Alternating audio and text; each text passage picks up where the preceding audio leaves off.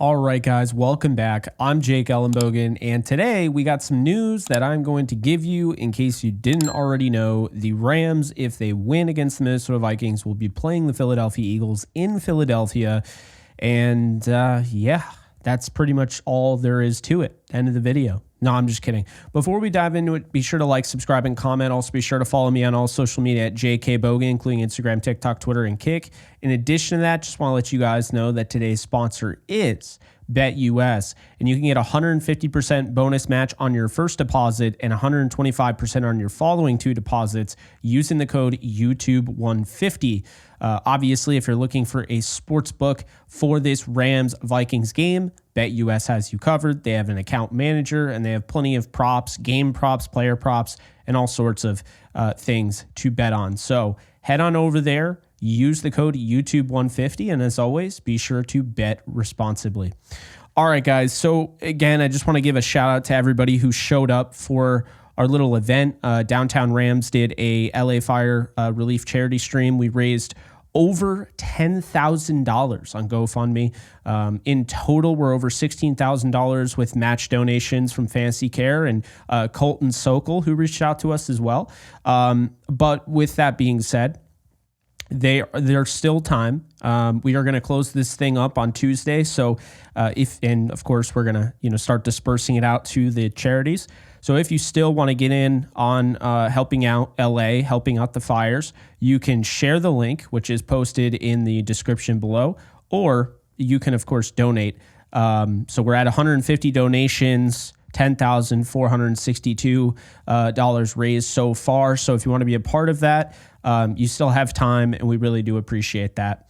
Okay, guys, so obviously the Rams have to win tomorrow night against, and you're probably watching this the day of, but they have to win tomorrow night against the Minnesota Vikings in Arizona in order for them to even get to this point. But now we know. We have the opponent, and we have the date and time. And obviously, they're not going to make the Rams, who are playing on a Monday, or the Vikings, by the way, whoever wins that game playing on a Monday night, they're not going to have them play on Saturday. That's just ridiculous. So they will get the Sunday game. With that said, getting the Sunday game, they will have the 3 p.m. Eastern time slot. That would be, of course, West Coast time, Rams time. That would be noon.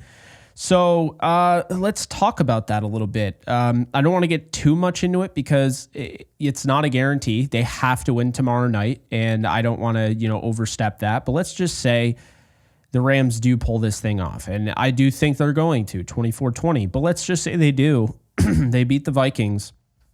What does that look like? Well, the Rams would play in Philadelphia on Sunday, the 19th, in 35 to probably lower degree weather at 3 p.m. Eastern time. The last time the Rams played Philly, of course, we all know, I was at the game. But more importantly, or, obviously not great, but these are just the facts, they lost 37-20. It wasn't a great game at all. They were 5-6 leaving that game. And all I was thinking is, I think they're going to pull this off, but it's going to be a lot harder now to make the playoffs, considering 5-6 was not good at the time. That really put them in a bad spot. They went on to win every single game except for the final one where they sat their key starters and still had a chance to win on the final play of the game against Seattle. The Eagles have lost just one game all year at home. That was week 2 versus the Falcons, in which the Falcons and Kirk Cousins, who was ultimately benched, down the stretch, they win 22-21 after going down. And let's put it this way, the Eagles had a 97.6% chance of victory within the 2 minutes to go in that game. And Atlanta drove 70 yards down the field to win on a final touchdown in week 2. Saquon Barkley, of course, going back to that Rams game, ran for 255 yards the last time he saw the Rams. A.J. Brown had over 100 yards and a touchdown. No Devontae Adams. He did not play in that one. The Rams were missing only one key starter on the offensive line. That was Steve Avila. Ahkello Witherspoon, who's currently their starting cornerback, only played 15 snaps and did not start. Tyler Higbee was not available as he was still on IR. The Rams had 4 fumbles, and while Only one of them was recovered and lost. That's still just not ideal. Puka went over 100 yards despite everything going on. Stafford played really well, considering the fact he was sacked 5 times. Brandon Graham just wrecked the game. He led the team in pressures, but he's out for the year, so he wouldn't play in this hypothetical game. The Rams pass rush, really got pressure early on. I mean, when I was there, I'll never forget, watching Braden Fisk kick the door down celebration. I love when he does that. I really felt at that point, they're about to take over. It just never happened. It's, they had some great drives. Opening drive was great. Fumble. And it kind of changed the game. It was a very snowball type of game in this one. Nakobe Dean blitzed 6 times, got home 3 times, and won 60% of his, he won 60% of his rushes against Kyron Williams, who had a busy day that day in pass protection. But you might not know this. McVay is actually 1-0 in his tenure versus the Eagles in Philly. I believe that game was against Carson Wentz, and Tyler Higbee had 3 touchdowns in that one. So the more you know there. All right, so let's talk about it. You have to beat the Vikings for this to even matter. But now you know that if you do beat the Vikings, you got the Eagles and you do not have Detroit. And now you know that the Rams still have a shot at hosting the NFC title game if they are to win in the divisional round following the wild card round, and the Lions lose. They would host the Commanders. Now, of course, if the Rams beat the Eagles and they beat the Vikings and the Commanders lose, well, they got their 3rd game of revenge, hopefully, their 3rd shot at revenge against the Detroit Lions, once again in Detroit, for not only the NFC West title, but, I mean, this would be essentially like the 49ers game. 49ers just kept beating them. It was just this monkey they couldn't get off their back. And then they beat the 49ers in the NFC title game, and no one cares. All of a sudden, that whole, the 49ers can't seem to beat the 49ers. No one cares. They won the big game when it mattered. So the Rams have a chance to do that. Obviously, a lot of things have to go down. How did we get here? If you've been living under a rock, the Eagles won by 12 against the Packers. So, obviously the only way for the Rams to host a playoff game in the divisional round would have been the Packers winning and the Commanders winning. But the Packers lost 22-10, and the Commanders won on a game-winning field goal against Tampa. So that's where we're at right now. We'll see how things go. Tomorrow night is huge, or tonight's huge if you're watching it tonight. And really, before, I kind of sign off here on this, essentially this game and everything, regardless of what happens, I have really appreciated this season. I've appreciated you guys showing up, showing out. We broke channel records this year, or this past season, if you will. So if this is the end, and I don't believe it's going to be, but if it is, I really do appreciate everybody who just shows up every single week. They show up, and no matter what the event is, they show up. You're noticed, you're acknowledged, and I really do appreciate that.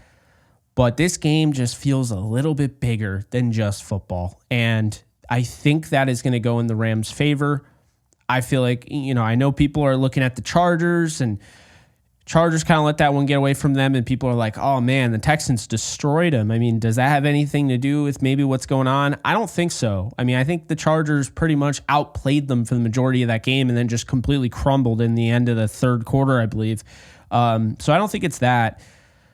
I think the Rams are going to come out. This is going to be an emotional game, but I think they're going to come out with a fire, and I think in some cases this might be the best game that we've seen all year from them. I think we're going to see some things that we haven't seen on the offensive side. Higbee is healthy, but he's actually healthy now, not just, he just came back and he can contribute. No, he's healthy. They got him going against Seattle. They got the touchdown against the Jets. They used him against the Cardinals.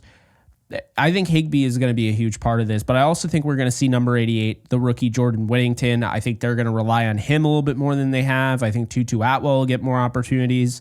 And I just think the defense is going to continue to play at the level they've been playing. They'll give up yards, but if they don't bend, if they bend, but if they don't break in the red zone, then I think there's a really good chance that they're going to control this game throughout the entirety of it. And that's how I feel. So make no mistake about it. The Rams don't have it easy. While they might be the 4 seed, while they might be at home, they are not the favorite, and they have no reason to be the favorite. As great as they played at the end of the year, you can't take away from the fact that the Vikings won 14 games. This is incredible. The fact the Vikings have to play on the road at 14 wins, and the fact the Rams have to play a 14-win team as a wild card team, there's just a lot of issues with that, but obviously that's just the way things worked out. So either way, it's going to be an exciting game, I think. I know a lot of these games, the blowouts kind of scare some people, but I hope this Commanders-Bucks game is kind of a reminder. Not every game just because all the games were a blowout before, it doesn't mean every game is going to be a blowout. So I think the primetime games are going to be the best, obviously, of the wild card round. We saw that against the Bucks. I think it's very similar. Obviously, I have the Rams 24-20 over the Vikings. But regardless of what happens, this has been a fun season. They are building something here. I know that sounds weird. They have a 37-year-old quarterback who's getting older, but they really are. I mean, I can't stress that enough. When you look at this team, you look at what they've done on the fly, they are really building something here. So whether this ends in the Super Bowl, like I believe it will, or it ends tonight, tomorrow night, however whenever you're seeing this, just know that Sean McVay and company, they're on a mission, and they really want to win this year, obviously, but just know that they are not going anywhere, and in a good way. I really don't think this is the last of them. I don't think this is the last of Stafford. I don't think this is like the one, the last hurrah. This is a young team with a veteran quarterback and some veteran pieces in there, but they have a fantastic coaching staff. They have an organization that's not afraid to spend money and do what it takes to win, and they've been really consistent since 2017. So we're going to see, will they end up playing the Philadelphia Eagles in Philly? If they do, I'm taking the Rams. I mean, that game's going to be ugly, probably 20-17, 20-14, something along those lines, but I will take the Rams in that game. And I told you guys, I really do think they're going back to the Super Bowl, but they have to prove this. They have to come out. They're playing in Arizona. By all accounts, it sounds like it's going to be a Rams game. It's going to be a Rams home game. We got the insignia, the LA insignia in midfield. We got the LA graphics, according to Kevin Demoff, on the video boards and what have you. Sounds like it's going to be priority Rams fans. I say priority because, they will have, it will be a home game, but is it going to be like when the Packers take over or Seattle takes, or, Eagles take over, excuse me? Is it going to be like that where, maybe the Rams are, outdone, or it's 50-50 or what have you? I don't know. I don't think so. I do know that the Vikings travel well, their fans travel well, but I have a feeling in this one that I think the Rams did everything they could. The organization did everything they could to get Rams fans out there, where I think this is going to be a 65% Rams game, maybe even 70, but I'm going to lean towards like 60-65 here, and I think that'll be enough. They've been operating on a silent count pretty much the majority of the year, so that's nothing new. And when you look at the way they played on the road, that's nothing new. So this team has to tackle more adversity than most teams ever have to tackle in a playoff game and playoff run, but they can do it. If there's anybody that can overcome everything that's going on, they can do it. But again, that is going to do it for me. I appreciate you guys watching this video. I feel good about this game. I feel better about this game than I did against the Lions, but I have to end it with this, man. Bottom line is that regardless of what happens, my thoughts, my prayers, my energy, and our donations that we received in our fundraiser are all going out to LA. That's what our focus is on. Obviously, the game is important, but there's going to be a rebuild or recovery, that process, and we want to be able to facilitate that as best as we can. So obviously we're not the biggest channel in the world here, but hopefully we're making enough of a difference to at least do something. So appreciate everyone who can donate. If you can't, understandable. And appreciate everyone that's been here with us and allowed us to use this platform for good.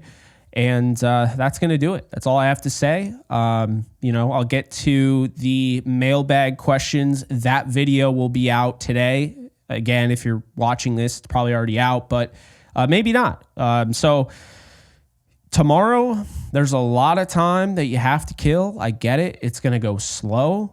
It always does. And then right about 2 hours before the game, it feels like it's wicked fast. Maybe it's just me as a content creator, but I will have that mailbag video up for you so it can kind of kill maybe an hour of your time. We'll see how long the mailbag takes, but really appreciate you guys again, and I'll see you guys soon. Everyone take care. Stay safe. Later, folks. And just a quick reminder, my new YouTube channel, if you want to support me further, it is The Lounge. I'll be having all sorts of guests from athletes, entrepreneurs, musicians, artists, actors, you name it. I am going to bring them on. So I'm looking forward to this show. It's going to get off the ground very shortly. We're over 500 subscribers. So it'd be really awesome to get to 1,000 before we even drop our first video, which will be soon. That's asking a lot. But if you haven't already, be sure to hit the subscribe button, and can't wait to see you guys there. In case you guys haven't noticed, I do have a Discord channel for my community on this channel. And if you want to be a part of it, it is free. The link is in the description below.